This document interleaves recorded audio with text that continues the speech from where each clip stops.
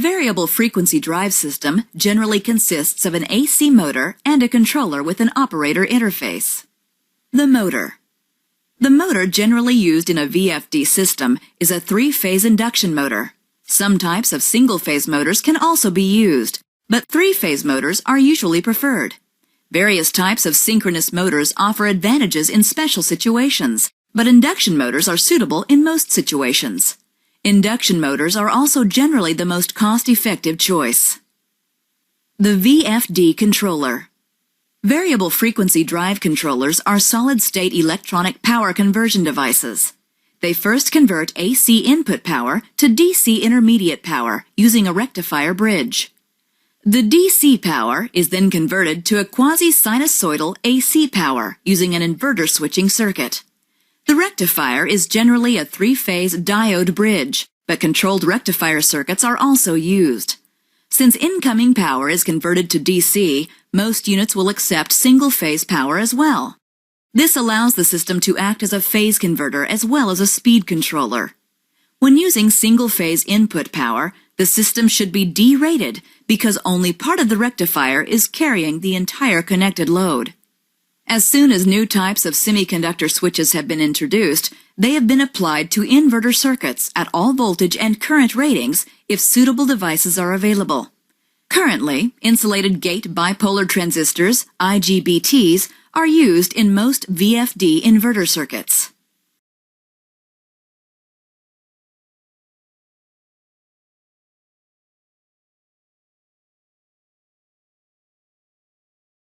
The speed of the conveyor must be adjustable for a slower speed when fewer packages and fewer employees are present.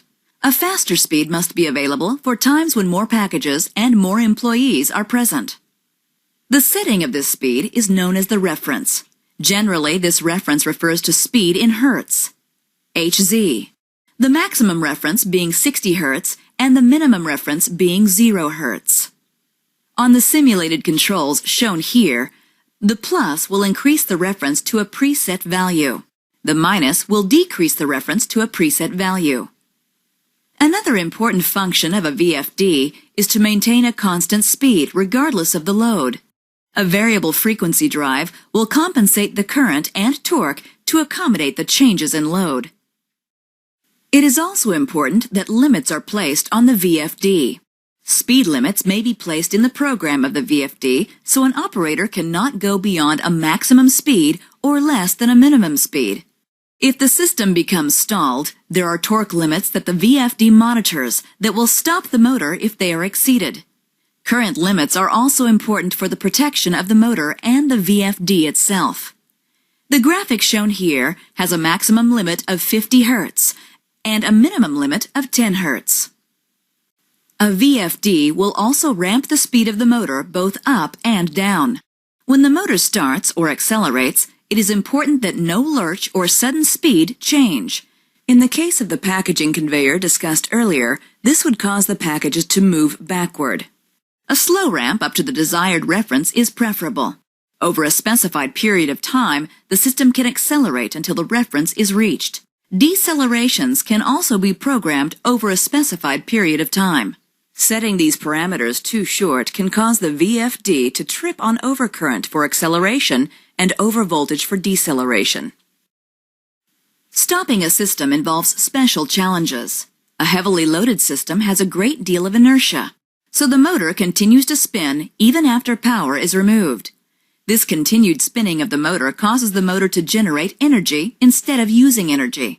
The extra energy must be handled by the drive or the drive will trip. If it trips, it releases control of the motor and a coasting stop will take place. In these cases, a special drive is used that has external brake resistors added to dissipate the extra energy as heat. Other means of braking can also be used. DC braking, for example, places a DC signal onto the AC motor. This causes a certain amount of braking. DC braking works best at very low speeds. Other means of braking have been developed to handle this extra power. The primary function of a VFD is to save energy and equipment. In the example shown here, a screw compressor is shown without a VFD and with a VFD. The graphic shows a compressor that is cycled on and off at full power at 60 Hz until the pressure of 80 psi is reached. The motor was restarted at perhaps 60 psi at full power at 60 Hz. This system uses a great deal of energy, and the frequent cycling causes a tremendous amount of wear on the equipment. AC supply considerations. The PowerFlex 4 drives and many other drives contain protective MOVs that are referenced to ground. These MOVs must be disconnected if the drive is installed on an ungrounded AC distribution system where the line-to-ground voltages on any phase could exceed 125% of the nominal line-to-line voltage. Disconnecting the MOVs is as simple as 1. Turn the screw counterclockwise to loosen. 2. Pull the jumper completely out of the drive chassis. 3. Retighten the screw. Failing to disconnect the MOVs on ungrounded AC systems can result in severe damage to the drive. Always check the drive's user's manual for specific instructions.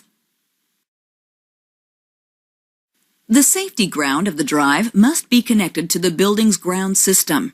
Ground impedance must conform to local and national electrical code requirements. It is important to verify the integrity of all ground connections on a periodic basis. The safety ground of the drive is required by code. One of these points must be connected to the building ground system by a ground rod, bus bar, or building steel, as per national and local regulations. The motor ground must also be connected to one of the ground terminals on the drive.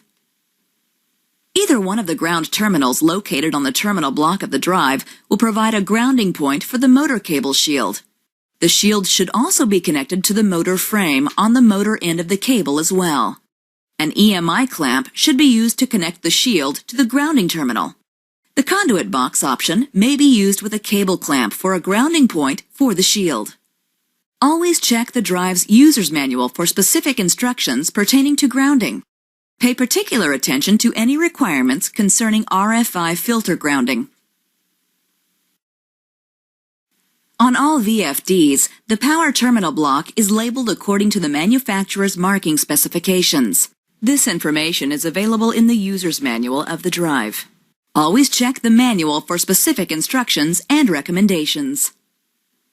General guidelines. A variety of cable or wire types are acceptable for most drive installations. Unshielded cables are generally adequate if power wires can be separated from sensitive circuits such as control circuits. Do not route more than 3 sets of motor leads in a single conduit unless shielded cable is used. Doing so can increase the possibility of crosstalk between the conductors. Use copper wire only and follow the wire gauge requirements as outlined in the user's manual. In most cases, THHN or THWN or similar wire is acceptable in installations in dry environments. The drive should be installed as close to the motor as possible. Installations with long motor cables are subject to reflected wave phenomena, and additional external devices are required to limit voltage reflections.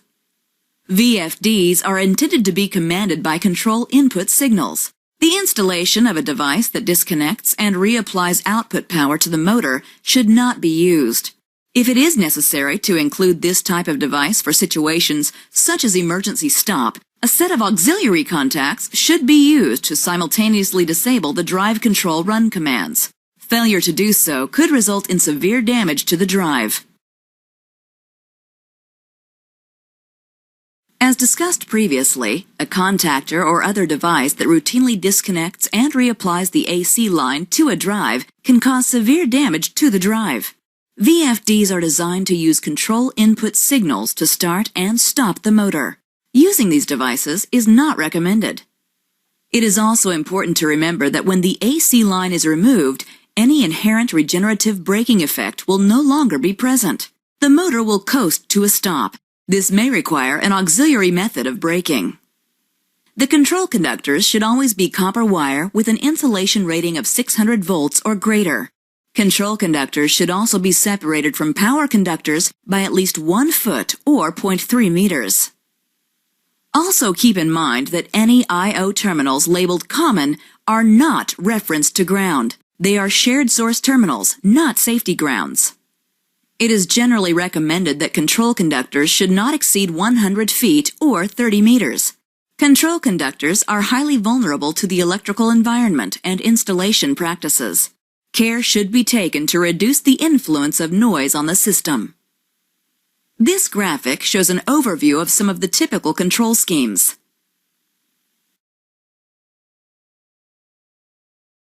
The European Union, previously known as the European Community, hence CE, created standards that govern things like telecommunications terminals, electrical equipment, scales, etc., where a certain uniformity is required. Variable frequency drives are covered under the CE standards. Generally, for the PowerFlex drives, if the plastic top is removed or the optional conduit box is not installed, the drive must be installed in an enclosure with side openings less than 12.5 millimeters, 0.5 inches, and top openings less than 1 millimeter, 0.4 inches, to maintain compliance with the low voltage LV directive. The motor cable should be as short as possible to avoid electromagnetic emissions, as well as